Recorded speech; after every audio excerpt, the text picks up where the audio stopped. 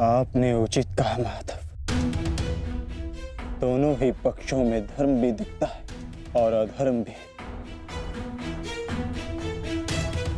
परंतु मैं क्या करूं? अपना कर्तव्य जानो पार्थ। चूंकि तुम अभी तक धर्म का स्वरूप नहीं जान पाए हो। उचित कहा आपने। मेरा अंग अंग कांप रहा है, मंद हो गई है, कांधे हाथ से बार बार सरक रहा है।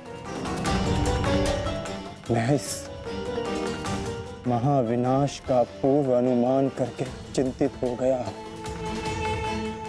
कोई अपमान इतना बड़ा नहीं, कोई प्रतिशोध इतना प्रबल नहीं कि सहस्त्रों के लाखों के प्राणों की आहुति देकर पूरा किया जाए। मैं इतने बड़े विध्वंस को, महाविनाश को स्वीकार नहीं कर पा रहा हूं माधव। विनाश से ही विकास का प्रारंभ होता है पार्थ। निर्माण के विज्ञान में विध्वंस का ज्ञान अति आवश्यक है। यदि एक डाली काटो तो उससे दो डालियां जन्म लेती। यदि एक नए पौधे का निर्माण करना हो तो उस फल को पेड़ से टूटकर दूर जाना होता है। जिस भारत के विध्वंस से तुम आज व्याकुल हो, कल वही नए भारत का सृजन करेगा पार्थ। यदि नया घर बनाना हो तो पुराने घर को तोड़ना होता है। क्लेव्यम मास्मगमः पार्थ नैतत्त्वयि उपपद्यते। ये मोह, ये नपुंसकता एक योद्धा को शोभा नहीं देती पार्थ। उठो, जागो और अपना शस्त्र उठाओ पार्थ। तब तक संघर्ष करते रहो जब तक तुम्हें तुम्हारा लक्ष्य ना मिल जाए।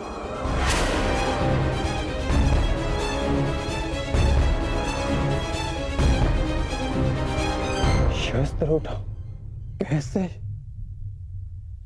कैसे शस्त्र उठाऊं माधव?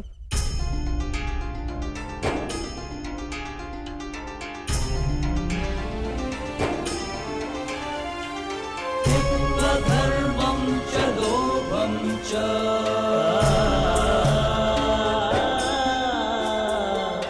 मोहं चोऽध्यमस्थितः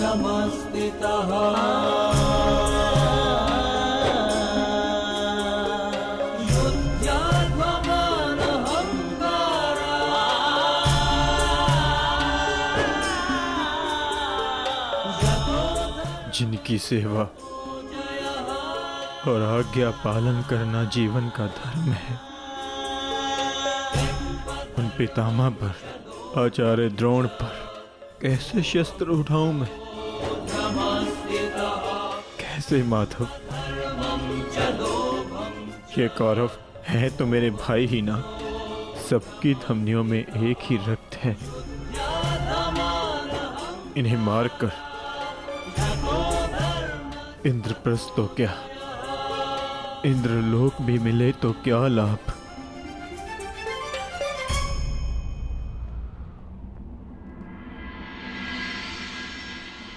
मनुष्य पौरुष करता है ताकि उसका भविष्य बन सके, पराक्रम करता है ताकि उसकी संतान सुखी रह सके। ऐसे शौर्य का क्या लाभ जिससे उसका भविष्य नष्ट हो जाए, उसकी संतान कलवित हो जाए। इन लाखों सैनिकों को देखिए माता, इनमें से कितने सुरक्षित अपने घरों को लौटेंगे, कितनों की पत्नियां सुहाग का चिन्ह धारण करेंगी, कितने बालक अनाथ होंगे।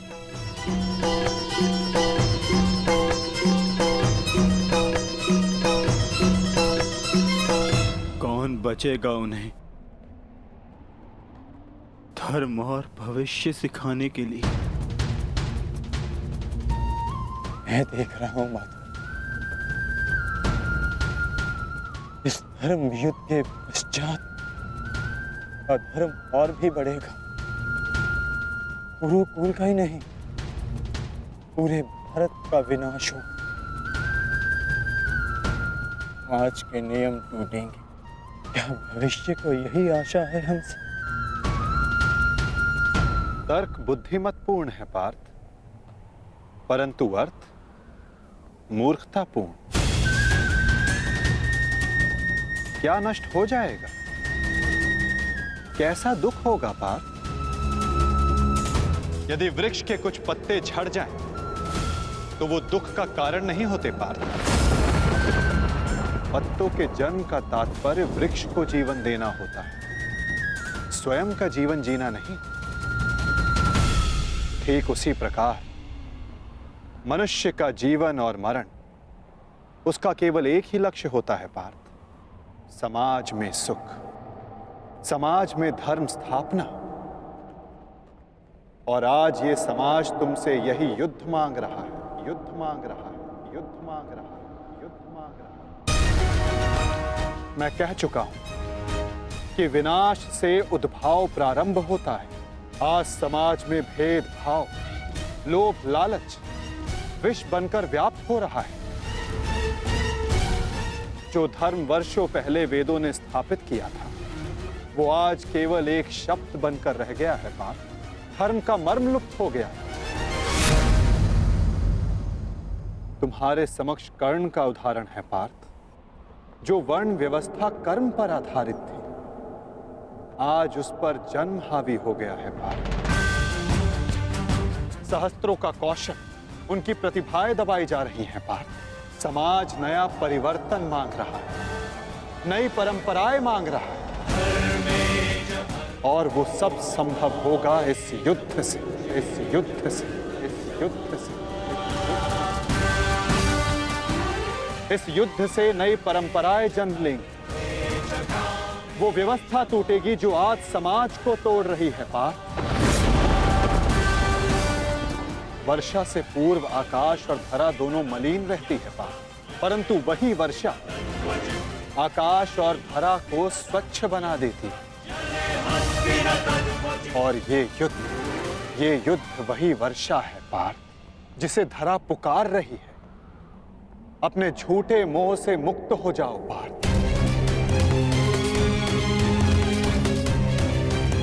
और अपने वास्तविक लक्ष्य को पहचानो। समग्र मानव समाज के लाभ का विचार करके उठाओ अपना शस्त्र, उठो और गांडीव की तनकार से बता दो समस्त संसार को कि परिवर्तन आ रहा है। अपने बाणों से तोड़ डालो इस व्यवस्था को और जन्म दो नूतन परंपरा को पार्थ। यही धर्म है।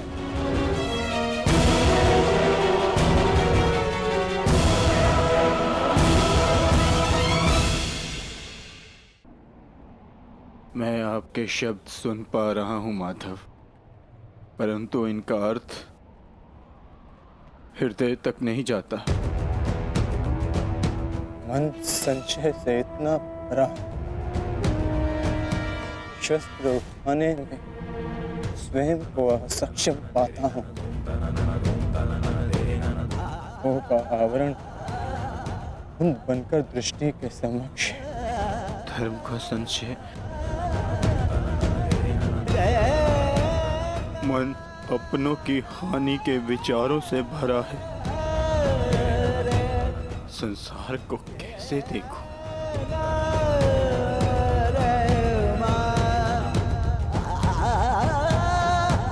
आप मेरे सारथी हैं माधव।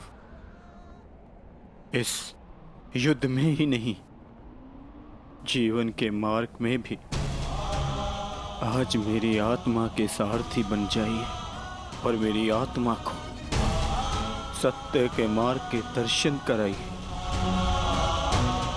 मुझसे वो कहिए जिसे सुनकर मेरी निर्बलता दूर हो जाए। मैं इस दुविधा के चक्कर से मुक्ति पाऊं।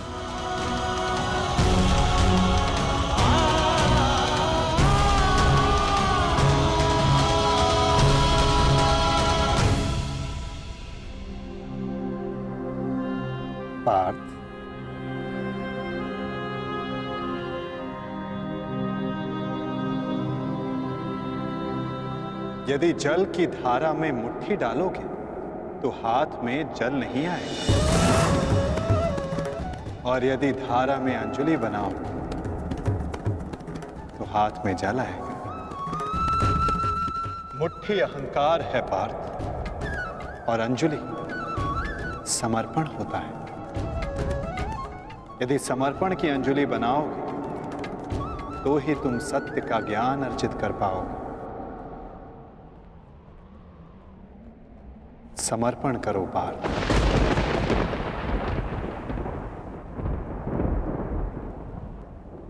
मैं समर्पण करता हूँ, समर्पण करता हूँ, समर्पण करता हूँ, समर्पण करता हूँ।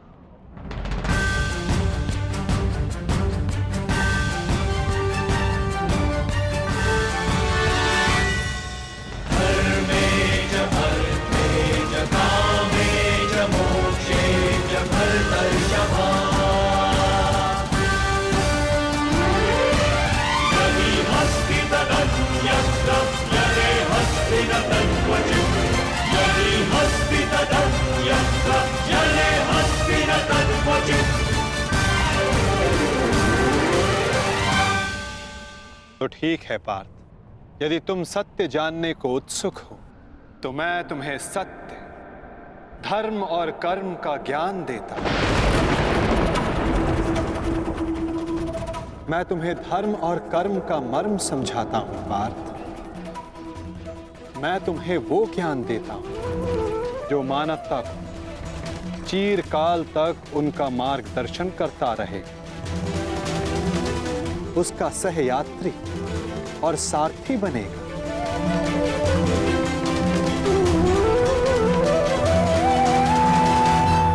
तो समर्पण भाव से सुनो पार्थ, वो ज्ञान जो मैं तुम्हें अर्पण करने वाला हूं। यदा यदा हि धर्मस्य ग्लानिर्भवति भारत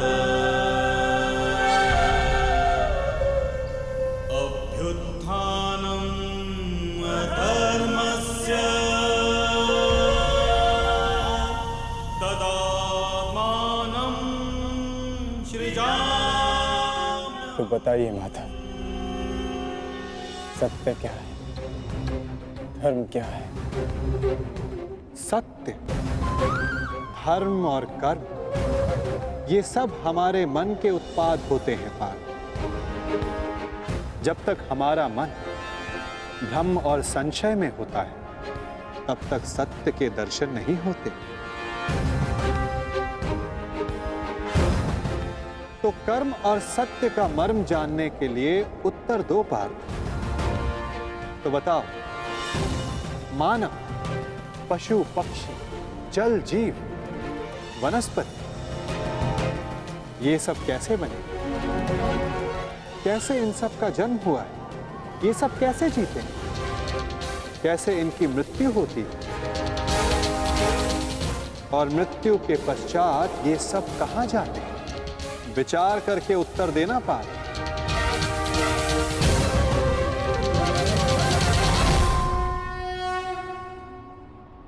क्योंकि इसी प्रश्न में तुम्हारे भ्रम का उत्तर छिपा हुआ है।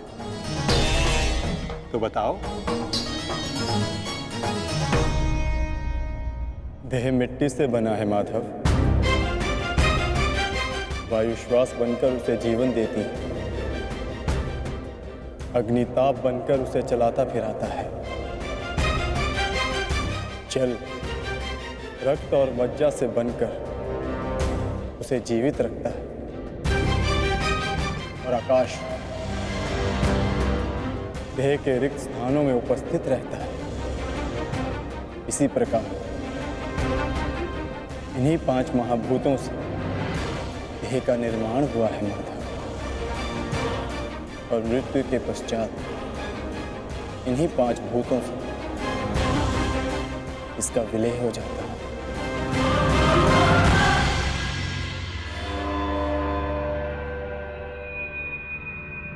तो इसका अर्थ ये हुआ पार्थ कि मेरा तुम्हारा महामहिम भीष्म और आचार्य द्रोण हम सब का देह इन पंच महाभूतों से बना है, जिसे अंततः उन्हीं में मिल जाना है।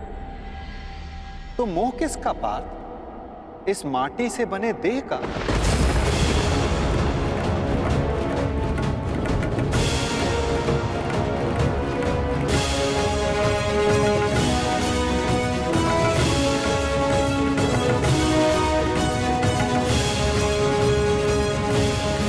महामहिम भीष्म और आचार्य द्रोण हम सब का देह इन पंच महाभूतों से बना है, जिसे अंततः उन्हीं में मिल जाना है।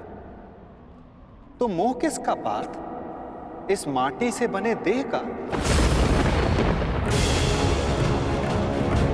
तो क्या ये देह महत्वपूर्ण नहीं है माधव? इसी देह से हम अपना रूप और परिचय पाते हैं। यदि ऐसा है पार्थ, तो मनुष्य के मृत्यु के पश्चात उसके देह को नष्ट क्यों कर दिया जाता है? मनुष्य का वास्तविक स्वरूप और परिचय उसके देह से नहीं, उसके स्वभाव, उसके कर्म, उसके विचारों से होता है पार्थ। जब मनुष्य का देह नष्ट हो जाता है, इस संसार में नहीं रहता, तो मनुष्य के कर्म और उसके विचार उसका परिचय बनकर इस संसार में रहते हैं पार्थ। मनुष्य का जीवन केवल 20 दृश्य और अदृश्य पदार्थों का संगम है, परंतु फिर भी सबके विचार, सबका चरित्र भिन्न है। क्यों माधव? जब उत्तम सम्मान है तो सब में अंतर क्यों? कारण है 3 गुण, रजोगुण, सत्वगुण और तमोगुण। ये 3 गुण क्या है माधव? तमस का अर्थ है अंधकार, अर्थात प्रकाश का अभाव।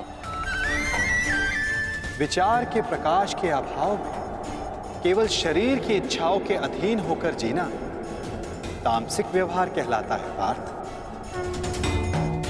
पशु, पक्षी, जल, जीव ये सब इसी श्रेणी में आते हैं पार्थ। और सत्व का अर्थ है ज्ञान का प्रकाश, जो सत्य का, धर्म का, नीति और परंपराओं का विचार करके जीवन जीता है, उसे सात्विक जीवन कहते हैं पार्थ। और इन दोनों गुणों के मध्य होता है रजोगुण, अर्थात ऐसा मनुष्य जिसमें ज्ञान है, विचार करने की शक्ति है, परंतु वो मन और शरीर की शूद्र इच्छाओं से बंधा रहता है। ऐसा मनुष्य रजस अर्थात अहंकार के साथ जीता है। इन्हीं तीनों गुणों की न्यून या अधिक मात्रा के मेल से मनुष्य का स्वभाव बनता है। प्रत्येक मनुष्य दूसरे मनुष्य से भिन्न होता है। उधर देखो पार्थ, कौन दिखाई देता है? दुर्योधन और दुशासन। अब दुर्योधन के भीतर स्थित गुणों का विश्लेषण करो पार्थ। धर्म जानते हैं, परंतु उसका वहन नहीं करते। अहंकार इनके जीवन का केंद्र है, अर्थात तमस की मात्रा न्यून है और रजस गुण की अधिक, और सत्य तो बिल्कुल भी नहीं। और दुशासन, उसने सदा केवल अपने ज्येष्ठ का आदेश माना है, स्वयं का कोई विचार नहीं, इसलिए उसके मन में केवल तमस गुण है। अब महामहिम को देखो पार्थ, सत्व के साथ तमस के अद्भुत मेल को देखो। उनमें अहंकार नहीं है, परंतु पुरातन परंपरा और प्रण से बंधित है। आवश्यकता पड़ने पर भी परंपरा का त्याग नहीं कर सकते।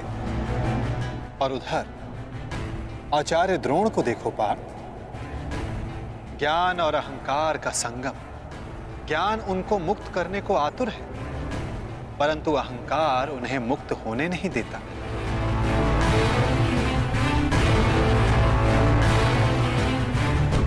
परंतु माता, यदि मनुष्य का स्वभाव इन गुणों के मेल से आकार पाता है, तब तो उसका व्यवहार जन्म से ही निश्चित होता है ना। सिंह का गुण है कि वो मृग का आखेट करेगा ही, भयभीत करेगा ही। उसी प्रकार मृग का भी गुण है कि उसे सिंह से भयभीत होना ही है। यदि किसी का अपराधी और अधर्मी होना निश्चित है, तो फिर हम क्यों किसी के कर्मों की प्रशंसा करते हैं? क्यों हम किसी को अपराधी मानकर उसे दंड देते हैं? क्या आवश्यकता है किसी के नाश की? क्या आवश्यकता है किसी के प्रतिकार की? उत्तम प्रश्न है पार्थ, परंतु मनुष्य का कर्म जानने से पूर्व यह समझ लेना आवश्यक है कि मनुष्य वास्तव में है क्या। क्या मनुष्य केवल पंच महाभूतों का मेल है? नहीं, मनुष्य केवल पंच महाभूतों का, पंच पदार्थों का, पंच ज्ञान इंद्रियों, पंच कर्मेन इंद्रियों और 3 गुणों का मेल नहीं।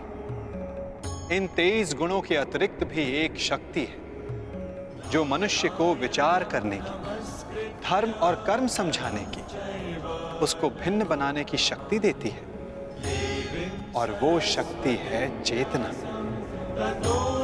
इन 24 तत्वों का मेल ही प्रकृति है पार्थ। जो मनुष्य योनि नामक यंत्र में वास करती है, पुरुष अर्थात परमात्मा का अंश। जब पुरुष और प्रकृति अर्थात आत्मा और परमात्मा का मेल होता है, तभी जाकर मनुष्य का देह जीवित रहता है। यदि मनुष्य परमात्मा का अंश है, तो फिर ये आत्मा क्या है? इसे कैसे जाना जाए? तुम एक महारथी हो और इस रथ का उपयोग करते हो। उसी प्रकार आत्मा इस शरीर नामक रथ का, इस यंत्र का उपयोग करती है, परंतु आत्मा शरीर नहीं होती। एक रथ के टूट जाने पर जिस प्रकार रथी का नाश नहीं होता, उसी प्रकार शरीर के नष्ट हो जाने पर आत्मा का नाश नहीं होता। नयनम चिंदन्ति शस्त्राणि, नयनम दहति पावक, न चैनम क्लेद्यन्तापो, न शोषति मारुता।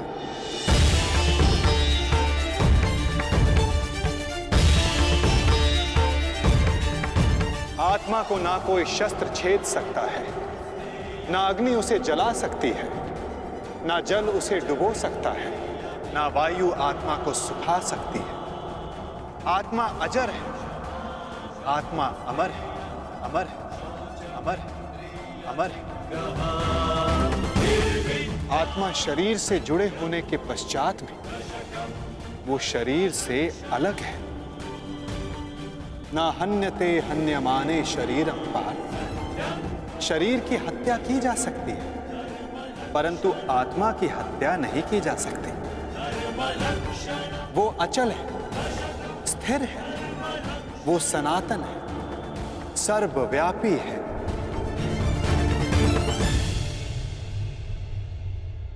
जिस प्रकार हम पुराने वस्त्रों को त्याग कर नया वस्त्र धारण करते हैं, ठीक उसी प्रकार हमारी आत्मा देह नष्ट हो जाने के पश्चात नया देह धारण कर लेती है।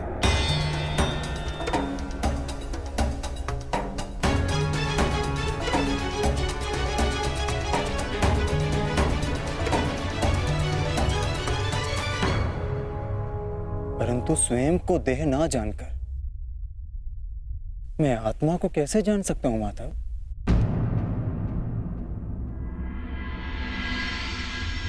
पार्थ, इसमें कुछ असंभव नहीं। एक दृष्टिहीन व्यक्ति संसार को अपनी मन की दृष्टि से देखता है। बोलने में असक्षम व्यक्ति प्रयास करके अपने संकेतों से संसार को समझाता है। जिनके हाथ पांव नहीं होते वो भी पुरुषार्थ करते हैं, तो आत्मा को जानना भी इतना कठिन कार्य नहीं है पार्थ।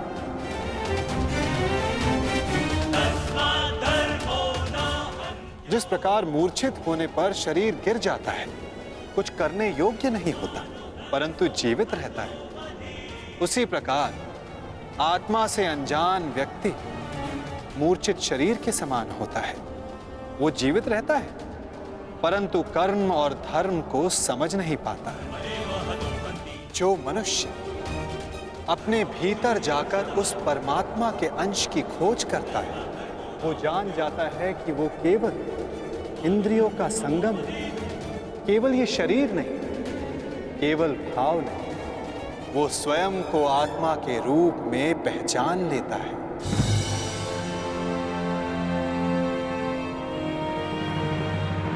पर ब्रह्म विभाजित होकर पुरुष और प्रकृति बने पार्थ। फिर प्रकृति की प्रत्येक वस्तु में आत्मा का वास हुआ। प्रकृति यानी मनुष्य का शरीर जब वो मोह और अंधकार से घिर जाता है, तब वो अपनी चेतना को खो देता है। तब उस मोह निद्रा को तोड़कर अपनी चेतना को जगाना, स्वयं को परमात्मा का भाग जानना, यही आत्मा का कार्य है, यही उसका उद्देश्य है पार्थ। यदि हर आत्मा परमात्मा का अंश है तो फिर ये प्रगति और अवगति, नाश और उत्थान, पाप और धर्म, ये सब परमात्मा स्वयं कर रहे हैं। नहीं पार्थ, ये मनुष्य की चेतना और आत्मा करती है। जिस प्रकार कीचड़ से घिरा रत्न अपनी चमक खो देता है, जिस प्रकार मेघों से घिरा सूर्य अपना प्रकाश खो देता है, वैसे ही प्रकृति के 24 तत्वों से घिरी आत्मा ये भूल जाती है कि वो परमात्मा का अंश है। उसे लगता है कि ये देह ही सब कुछ है, देह के अतिरिक्त भी उसका कोई अस्तित्व है, इसका उसे भान ही नहीं रहता। वो केवल देह की संवेदना को ही ज्ञान मानती है। हानि लाभ, सुख दुख, स्वाद गंध, स्पर्श श्रवण, बस इसे ही अपना अनुभव मान लेती है। वो पाप करती है जो आत्मा परिवर्तन का प्रयत्न नहीं करती, जो अधर्म करते रहती है। उसको जागरूक करने के लिए दंड देना अनिवार्य होता है पार्थ। उसके जागरण के लिए युद्ध अनिवार्य होता है।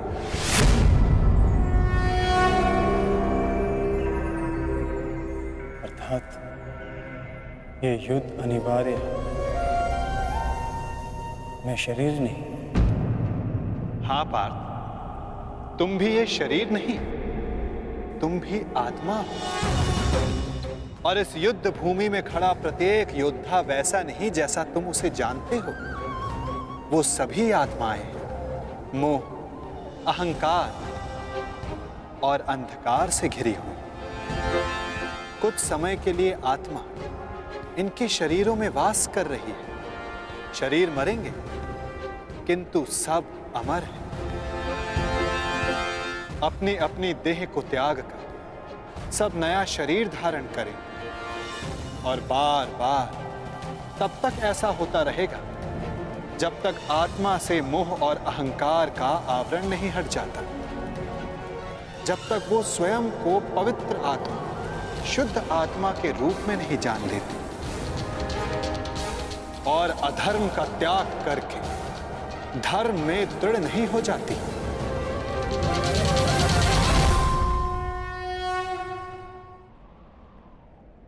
ब्रह्म विद्या का पहला पाठ यही है पार्थ। तुम क्या खोने से डरते हो? तुम क्या साथ लाए थे जो तुम वापस ले जाओगे? जिसने जन्म लिया है उसे एक ना एक दिन अवश्य मरना होगा, और जो मरेगा उसे फिर से जन्म लेना होगा। यही महाज्ञान सांख्य योग है पार्थ।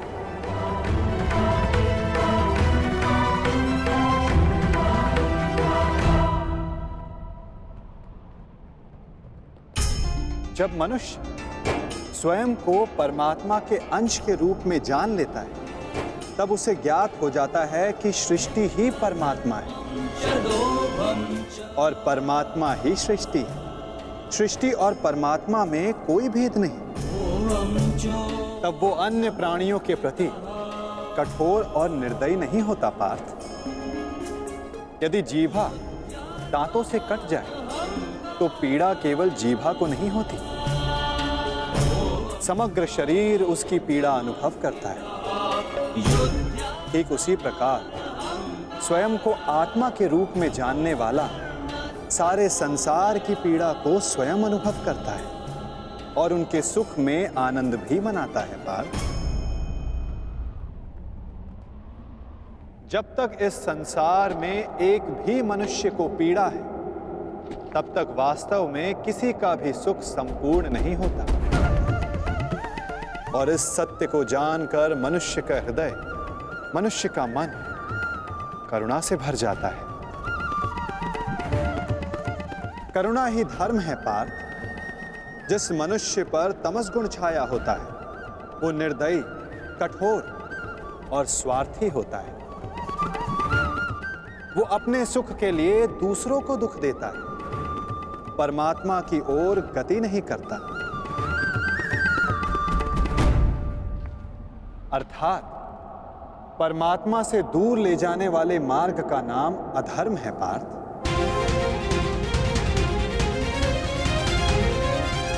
अर्थात अधर्म तो अज्ञान का दूसरा नाम है माधव। परंतु अज्ञानी और अपराधी में अंतर नहीं होता। क्या अज्ञानी के लिए दया आवश्यक नहीं? उन्हें दंड देना कैसे उचित है? जब एक अज्ञानी ज्ञान का मूल्य जानने को सज्ज ना हो तो दंड ही समाधान है पार्थ, और दंड ही दया है, उसके प्रति भी और दूसरों के प्रति भी। सृष्टि की गति सदा परमात्मा की ओर हो, यह आवश्यक नहीं पार्थ। कभी कभी ऐसी स्थिति भी आती है जब अधर्म, मोह और अज्ञान बढ़ जाता है। धर्म के नाश का भय उत्पन्न हो जाता है। यदि संसार से धर्म लुप्त हो जाता है तो करुणा भी नष्ट हो जाती है, सत्य भी नष्ट हो जाता है। यदि भविष्य में आने वाली पीढ़ियों को धर्म प्राप्त हो सके, इसलिए आज अधर्मियों का वध करके धर्म की स्थापना करना आवश्यक है पार्थ। और आज तुम्हारे समक्ष ऐसी ही स्थिति है।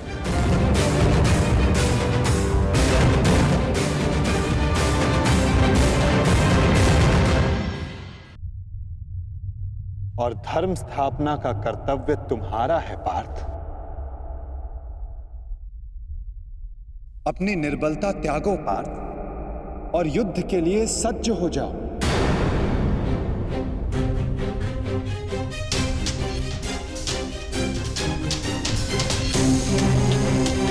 किंतु मेरे हाथों से हत्याएं होंगी, किसी की मृत्यु होगी। क्या मेरे भीतर की करुणा का नाश नहीं हो जाएगा माधव? यदि करुणा ही धर्म का आधार है तो फिर मेरी आत्मा तो अधर्मी बन जाएगी माधव। कर्म का बंधन अवश्य निर्मित होता है, परंतु कार्य का बंधन निर्मित नहीं होता पार्थ। प्रत्येक कर्म कार्य होता है पार्थ, परंतु प्रत्येक कार्य कर्म नहीं होता। कर्म उस कार्य को कहते हैं जब मनुष्य उस कार्य से फल की इच्छा रखता है। जब भी मनुष्य धन, संपत्ति, प्रशंसा के लिए कार्य करता है, उस कार्य से फल की आशा रखता है, तब वो उस फल में बंध जाता है और इसी कारण उसे बार बार जन्म लेना पड़ता है पार्थ। वास्तव में मनुष्य को कोई कर्म नहीं बांधता पार्थ। उस कर्म से जुड़ी फल की आशाएं, फल की कामना मनुष्य को बांधती है। वो कैसे माधव?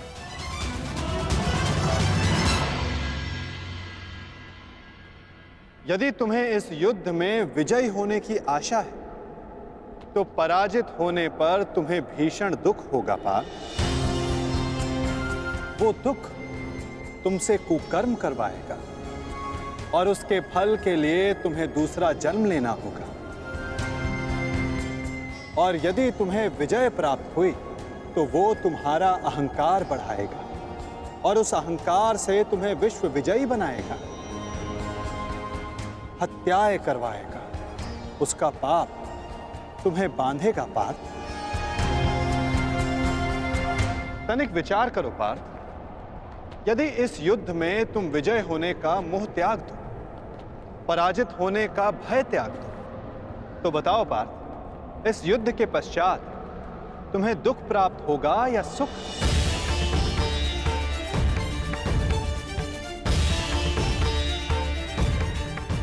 ना सुख क्षमा शमोस्तेयम् ना दुख। अर्थात वास्तव में तुम्हारा सुख दुख, हताशा, अहंकार, ये सब इस युद्ध के कारण नहीं, ये सब इस युद्ध से जुड़ी तुम्हारी आशाओं के कारण है पार्थ।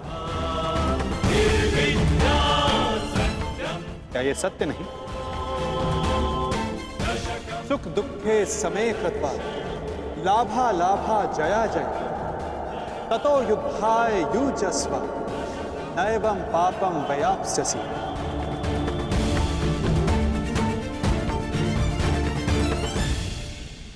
पार्थ, सुख और दुख को समान मानकर हानि और लाभ का विचार किए बिना यदि तुम ये युद्ध करोगे पार्थ, तो तुम पाप के भोगी नहीं बनोगे।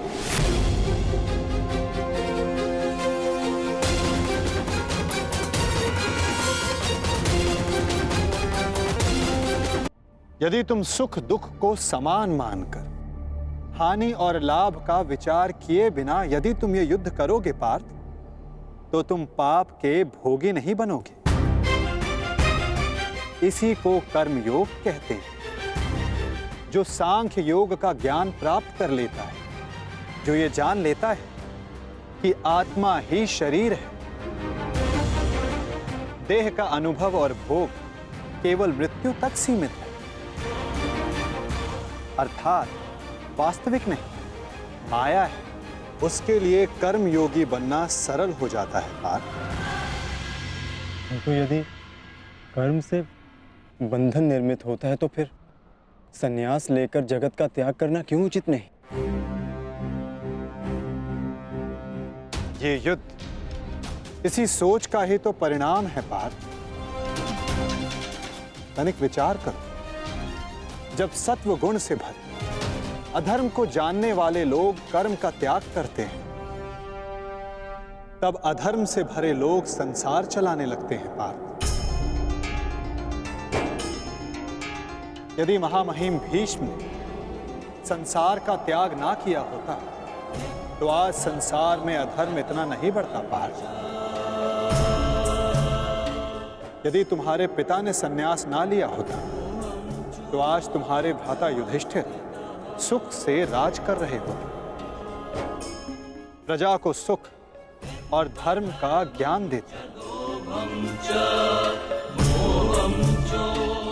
सत्व गुण से संचित लोग ही संसार को लाभ दे पाते हैं, परंतु जब वही संन्यास का विचार करते हैं तो धर्म की हानि होती है। जिस प्रकार सूर्य के ताप से जल वाष्प बनकर उड़ जाता है और कीचड़ रह जाता है, उसी प्रकार सत्वगुणी और सज्जन लोग इस संसार का त्याग करते हैं, तो तमस गुण से भरे अधर्मी इस संसार पर राज करते हैं और इसी कारण संसार में पाप, अपराध और अधर्म बढ़ता है।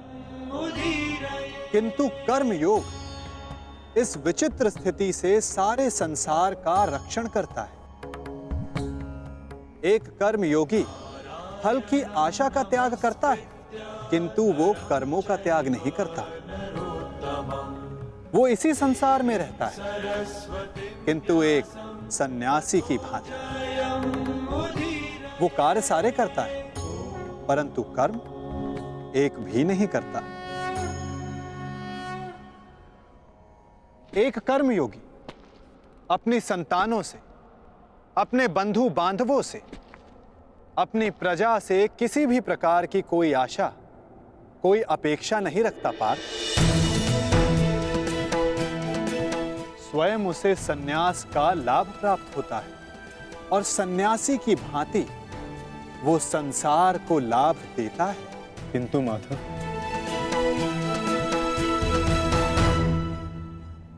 मनुष्य अपनी संतानों को सुखी रखने के लिए परिश्रम करता है, वो अपनी संतानों से अपेक्षा कैसे ना रखे माधव?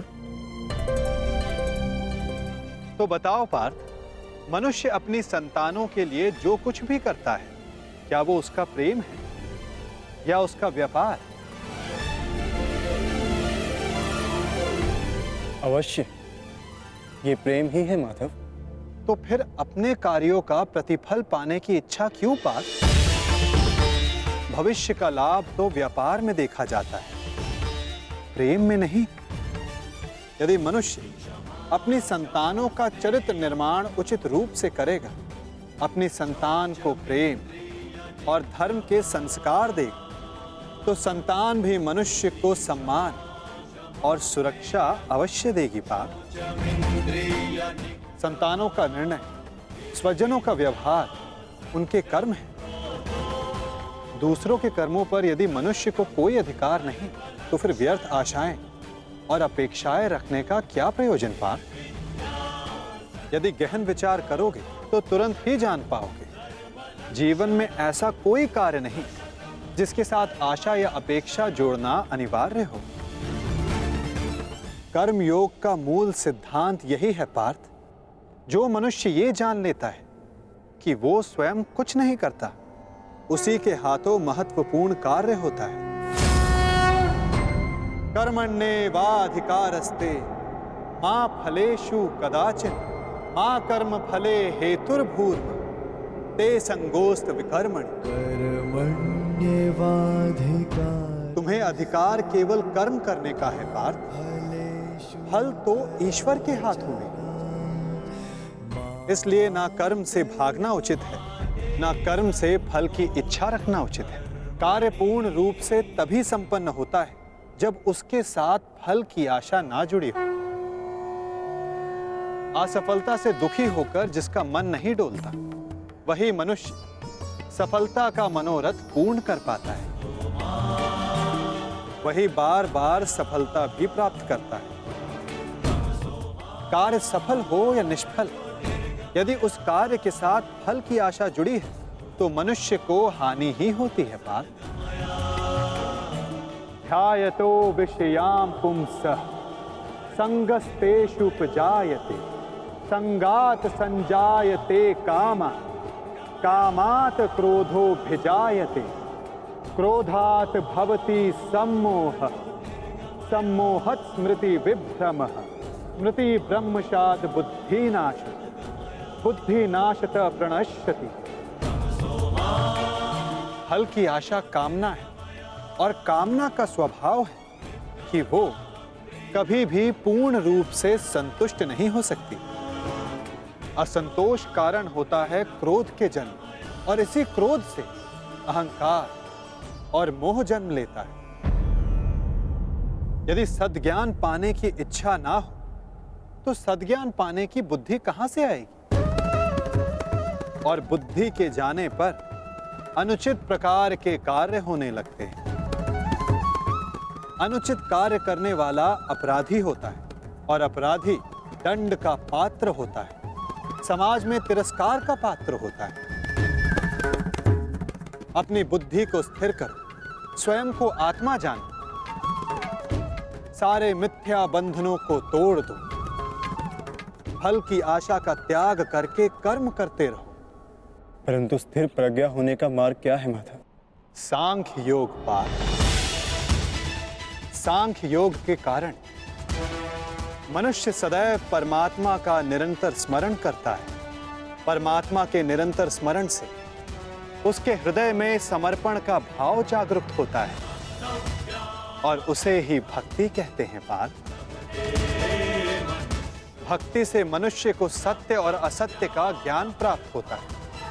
और उस ज्ञान से मनुष्य को परमात्मा के दर्शन होते हैं। जो परमात्मा के दर्शन कर लेता है वो वास्तव में कर्मयोगी बनता है। वो जन्मों के फेरों से छूटकर, उससे मुक्त होकर मोक्ष को प्राप्त करता है। सभी आत्माओं का अंतिम लक्ष्य वही है और धर्म का अंतिम चरण भी वही है पार्थ।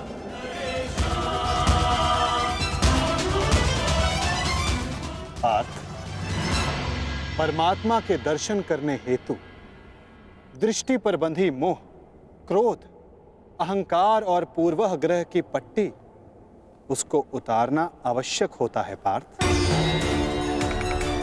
यदि अंधेरे कक्ष में बैठा मनुष्य तुमसे यह पूछे कि मैं सूर्य के दर्शन कैसे करूं, तो उसे क्या कहोगे पार्थ? उससे कहोगे कि अपना कक्ष त्याग कर आकाश के नीचे आ जा, सूर्य तो सदा उपस्थित है। उसी प्रकार सारा संसार ही परमात्मा है। एक पर ब्रह्म का भाग होकर पुरुष और प्रकृति बने। प्रत्येक शरीर में परमात्मा का अंश होता है और जो अपनी आत्मा के दर्शन कर लेता है उसे स्वयं परमात्मा के भी दर्शन हो जाते हैं पार्थ। जिस प्रकार नमक के एक कण का स्वाद सारे सागर के स्वाद से भिन्न नहीं होता, उसी प्रकार आत्मा का दर्शन परमात्मा के दर्शन से भिन्न नहीं होता पार्थ।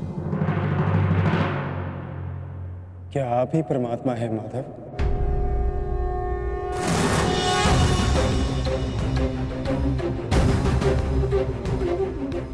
अवश्य, केवल मैं ही नहीं, तुम भी परमात्मा हो अर्जुन।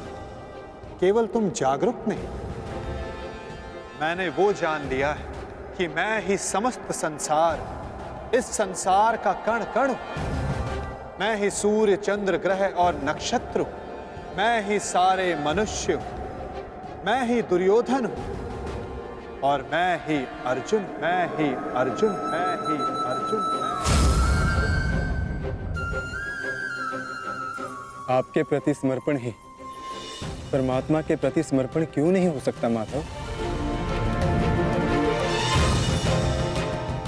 अवश्य पार्थ, मेरे प्रति समर्पण ही परमात्मा के प्रति समर्पण है। सर्वधर्मान् परित्यज्य मामेकं शरणं व्रज, अहं त्वां सर्व पापेभ्यो मोक्षयिष्यामि मा शुचः। जगत के सारे धर्मों को त्याग कर तुम मेरी शरण स्वीकार करो पार्थ। मैं ही भूमि हूं, मैं ही आकाश हूं, मैं सूर्य से भी पुरातन हूं।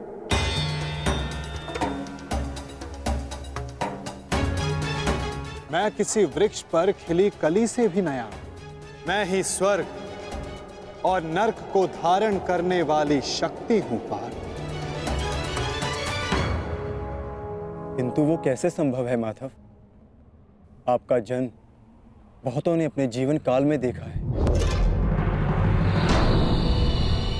आपकी माता जीवित है, जिनके गर्भ में आपका शरीर बना। आप पुरातन और अविनाशी कैसे हो सकते हैं माधव?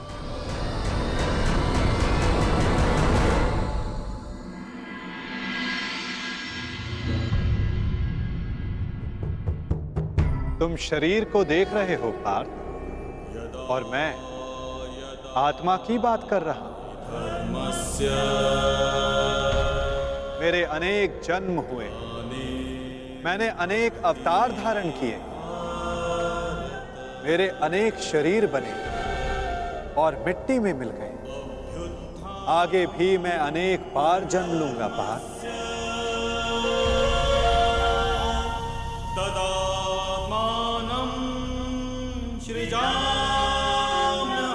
यदा यदा ही धर्मस्य ग्लानिर्भवति भारत, अभ्युत्थानम् अधर्मस्य तदात्मानं सृजाम्यहम्।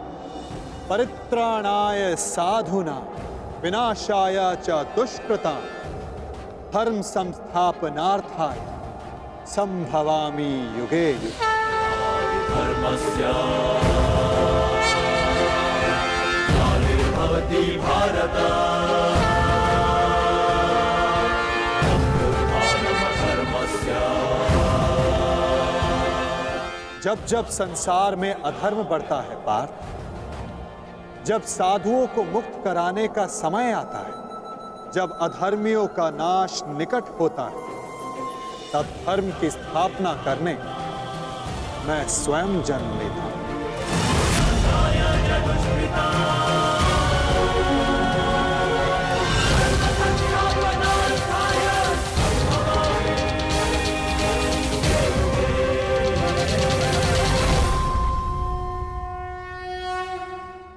मैं ही अविनाशी परमात्मा हूं, मैं ही मत्स्य अवतार भी था, मैं ही वामन था, परशुराम भी मैं ही,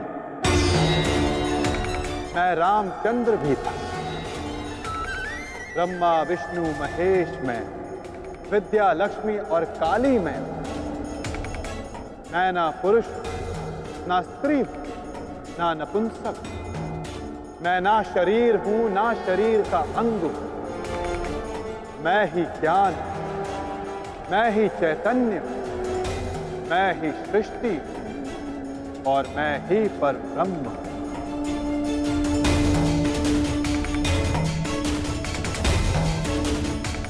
जब तुम भी आत्मज्ञान प्राप्त कर लो, तब तुम भी स्वयं को मुझसे अभिन्न और जुड़ा हुआ पाओगे पार्थ। तब तुम भी मेरी ही भांति स्वयं को परमात्मा के रूप में जानोगे। परंतु ये पद प्राप्त करने के लिए तुम्हारा मेरे प्रति संपूर्ण समर्पण अनिवार्य है पार्थ। और ये समर्पण क्या है माता? समर्पण वास्तव में मन की ऐसी स्थिति है पार्थ, जहां मनुष्य सारे संकल्प त्याग देता है। वो ना स्वयं कोई निर्णय लेता है ना कोई प्रण लेता है। उसको जैसा आदेश मिलता है वो वैसा ही कार्य करता है।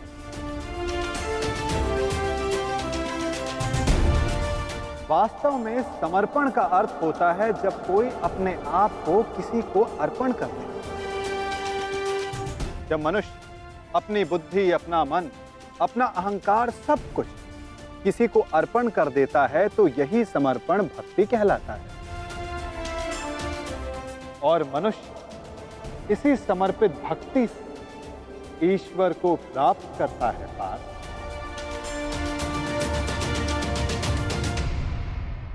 माधव, पत्नी का समर्पण पति की ओर होता है, युद्ध का समर्पण सेनापति की ओर होता है। शिष्य के मन में गुरु भक्ति होती है। क्या ये सारी भक्तियां एक समान होती हैं? क्या इन सभी को ईश्वर की प्राप्ति होगी? नहीं पार्थ, मनुष्य जिसके प्रति समर्पित रहता है उसी के रूप में ढलने लगता है। उसके मन में ना संदेह जन्मता है ना प्रश्न। दुष्ट मनुष्य के प्रति जिसका समर्पण होता है उसके कार्य भी दूषित हो जाते हैं। अंगराज कर्ण धर्म को जानते हुए भी दुर्योधन के अधर्म को समर्पण दिया। इस समर्पण से कर्ण को ईश्वर की नहीं दंड की प्राप्ति होगी।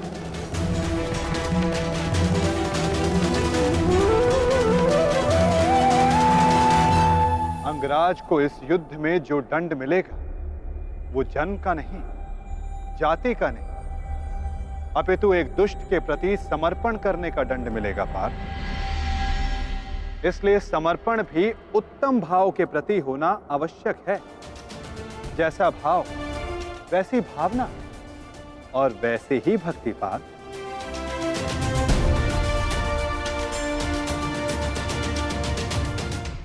वैसा ही परिणाम।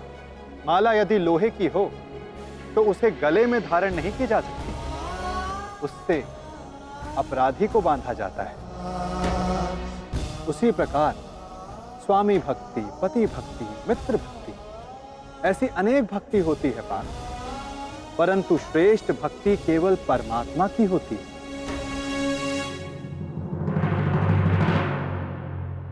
किंतु परमात्मा की भक्ति का सांख्य तथा कर्म योग से क्या संबंध है माधव? सांख्य योग से मनुष्य आत्मा को जानता है और कर्म योग से मनुष्य जीवन के संबंधों से मुक्त हो जाता है। भक्ति के कारण मनुष्य परमात्मा के वास्तविक रूप का ज्ञान पाता है और परमात्मा के ज्ञान से मनुष्य जीवन मरण के फेरों से मुक्त होकर सच्चिदानंद स्वरूप को प्राप्त करता है। जैसे जल की एक छोटी सी बूंद सागर में समाकर स्वयं सागर बन जाती, उसी प्रकार मनुष्य परमात्मा में समाकर परमात्मा बन जाता है। अर्थात इस शरीर का कोई महत्व नहीं माधव। शरीर का महत्व अवश्य है पार्थ, क्योंकि यही माध्यम है कर्म करने का। जिस प्रकार एक योद्धा के लिए शस्त्र आवश्यक, ठीक उसी प्रकार एक जीव को अपना लक्ष्य प्राप्त करने के लिए शरीर आवश्यक है। इस शरीर के माध्यम से परमात्मा का साक्षात्कार संभव है।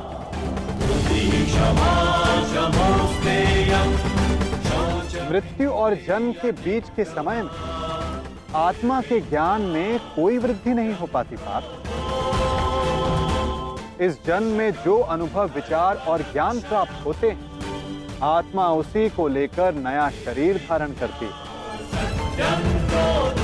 आत्मा की प्रगति और अधोगति केवल शरीर में रहकर ही हो सकती है।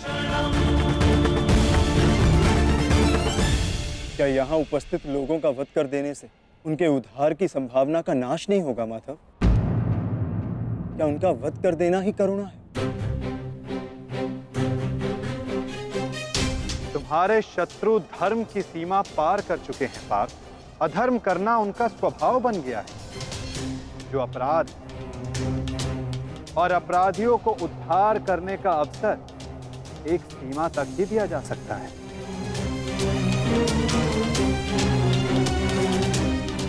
मैंने शिशुपाल के 99 अपराधों को क्षमा किया, परंतु 100 अपराध के पश्चात उसे दंड देना अनिवार्य था। यदि एक अपराधी को अपराध करने दिया जाए तो उसका अधिक से अधिक पतन ही होता है। उसे अधर्म से रोकने में ही करुणा है पार्थ। और ये आत्माएं मरेंगी नहीं, अधर्म से दूषित हुए शरीर का त्याग करेंगे।